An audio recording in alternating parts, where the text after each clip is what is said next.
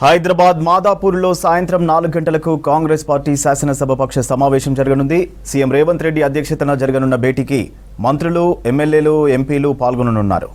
కొత్తగా నియామకమైన PCC chief Mahesh Kumar గౌడ్కు సన్మానం చేయనున్నారు. ఆ తర్వాత పార్టీ సంస్థాగత నిర్మాణం, స్థానిక సంస్థల ఎన్నికలు, పార్టీ ప్రభుత్వం మధ్య సమన్వయం లాంటి అంశాలపై చర్చించనున్నారు. హైదరాబాద్ మాదాపూర్లో సాయంత్రం 4 గంటలకు కాంగ్రెస్ పార్టీ శాసనసభాపక్ష సమావేశం జరగనుంది. సీఎం రేవంత్ రెడ్డి అధ్యక్షతన జరగనున్న భేటీకి మంత్రులు, ఎమ్మెల్యేలు, ఎంపీలు పాల్గొననున్నారు. కొత్తగా నియామకమైన పీసీసీ చీఫ్ మహేష్ కుమార్ గౌడ్కు సన్మానం చేయనున్నారు. ఆ తర్వాత పార్టీ సంస్థాగత నిర్మాణం, స్థానిక సంస్థల ఎన్నికలు, పార్టీ ప్రభుత్వం మధ్య సమన్వయం లాంటి అంశాలపై చర్చించనున్నారు.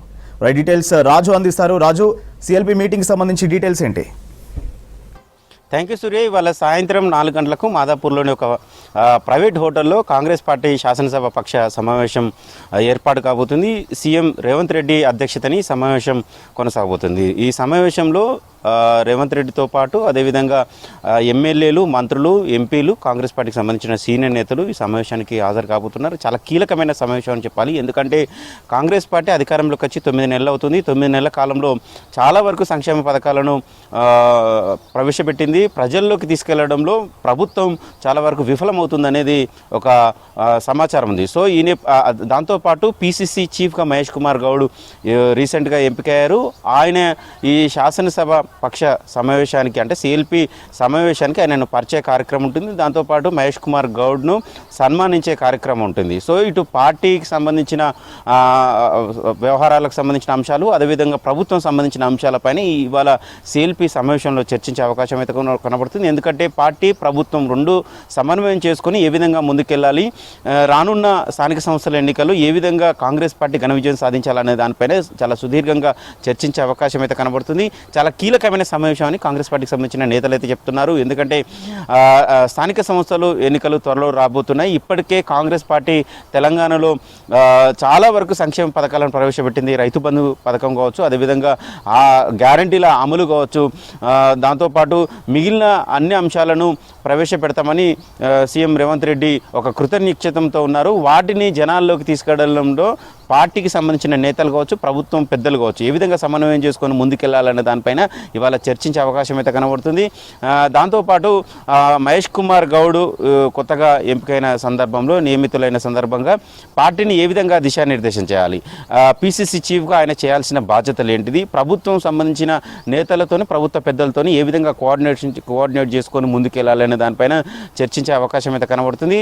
అయితే ప్రధానంగా నిన్న మహేష్ కుమార్ గౌడ్ పీసీసీ హోదాలో ఆయన గాంధీ భవన్లో 3 జిల్లాలకు సంబంధించిన నేతలతో సమీక్ష సమావేశం నిర్వహించారు.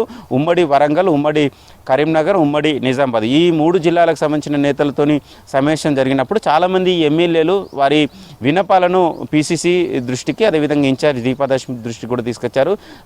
కొంతమంది అధికారులు, జిల్లా స్థాయిలో ఉండే అధికారులు చెప్పినా వినట్లేదు, ఎమ్మెల్యేలు చెప్పినా వినట్లేదు అనే విషయాన్ని ప్రస్తావించారు. ఆ విషయాలన్నీ ఇవాళ సిఎల్పి సమావేశంలో వివరించే అవకాశం అయితే కనబడుతుంది. అదేవిధంగా మంత్రులు కూడా కాంగ్రెస్ క్యాడర్కు అందుబాటులో ఉండాలి, సమన్వయం చేసుకొని ముందుకెళ్ళాలి. కాంగ్రెస్ కార్యకర్తలు కావచ్చు, నేతలు కావచ్చు, గత 10 ఏళ్ల కాలంలో కష్టపడి పనిచేశారు. అధికారం లేనప్పుడు పనిచేసిన వాళ్ళకి అవకాశాలు ఇవ్వాలి. వారికి ఏదైనా నామినేటెడ్ పదవుల విషయంలో కూడా వాళ్ళకు అవకాశం ఇవ్వాలి. ప్రభుత్వం దృష్టికి ఇవాళ పీసీసీ చీఫ్ మహేష్ కుమార్ గౌడ్, అదేవిధంగా మిగతా నేతలు కూడా తీసుకెళ్లే అవకాశం అయితే కనబడుతుంది. ఎందుకంటే స్థానిక సంస్థలను దృష్టిలో పెట్టుకొని ఇప్పటికే కాంగ్రెస్ పార్టీ కావచ్చు, ప్రభుత్వం కావచ్చు ఒక ఆలోచన చేస్తుంది. సో దానికి అనుగుణంగానే కాంగ్రెస్ కష్టకాలంలో పనిచేసిన వారికి కూడా ఒక భరోసా ఇచ్చే అవకాశం కూడా కనబడుతుంది. ఇలా సిఎల్పి సమావేశంలో ఇలాంటి అన్ని అంశాలపైన చర్చించే అవకాశం ఉంది. దాంతోపాటు ప్రధానంగా మొన్న అసెంబ్లీ, పార్లమెంట్ ఎన్నికల్లో టికెట్ ఆశించి భంగపడ్డ నేతలకు మొదటి దఫలో కొంతమందికి నామినేటెడ్ పదవులను కట్టబెట్టారు. ఇక మరికొంతమందికి రెండో దఫలో కూడా నామినేటెడ్ పదవులను కట్టబెట్టడానికి సీఎం రేవంత్ రెడ్డి ఆలోచన చేస్తున్నారు. దానికి సంబంధించిన ఇప్పటికే కసరత్తు పూర్తయిపోయింది.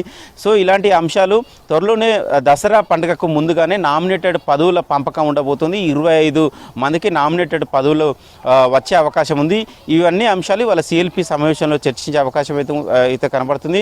సో ఇటు ప్రభుత్వము పార్టీ రెండు ఏ విధంగా సమన్వయం చేసుకొని ముందుకెళ్ళాలి, ఎక్కడ కోఆర్డినేషన్ తప్పకుండా ఏ విధంగా కోఆర్డినేషన్తో ముందుకెళ్ళాలి, పాత కొత్త నేతలు ఏ విధంగా సమన్వయం చేసుకోవాలి. ఎందుకంటే అసెంబ్లీ పార్లమెంట్ ఎన్నికల సమయంలో చాలామంది ఇతర పార్టీకి సంబంధించిన నేతలు కాంగ్రెస్ పార్టీలో చేరారు. వారు పాత కాంగ్రెస్ సంబంధించిన నేతలతో ఏ విధంగా సమన్వయం చేసుకొని ముందుకెళ్ళాలి. కొంతమంది నుంచి వెళ్ళి అభ్యంతరాలు వ్యక్తమవుతున్నాయి. సో వాటిని అన్నిటినీ ఓవర్కమ్ చేసుకొని ముందుకు ఏ విధంగా వెళ్ళాలనే దాని మీద ఇవాళ సిఎల్పి సమావేశంలో సుదీర్ఘంగా చర్చించే అవకాశం అయితే కనబడుతుంది. అదేవిధంగా రానున్న ఎన్నికల్లో కూడా ఏ విధంగా కలిసికట్టుగా పనిచేయాలనే దాని మీద కూడా ఒక దిశానిర్దేశం చేసే అవకాశం అయితే కనబడుతుంది. సీఎం రేవంత్ రెడ్డి అధ్యక్షతని ఇవాళ సిఎల్పి సమావేశం మాదాపూర్లోని ఒక ప్రైవేట్ హోటల్లో సాయంత్రం 4 గంటలకు జరగబోతుంది. సూర్య.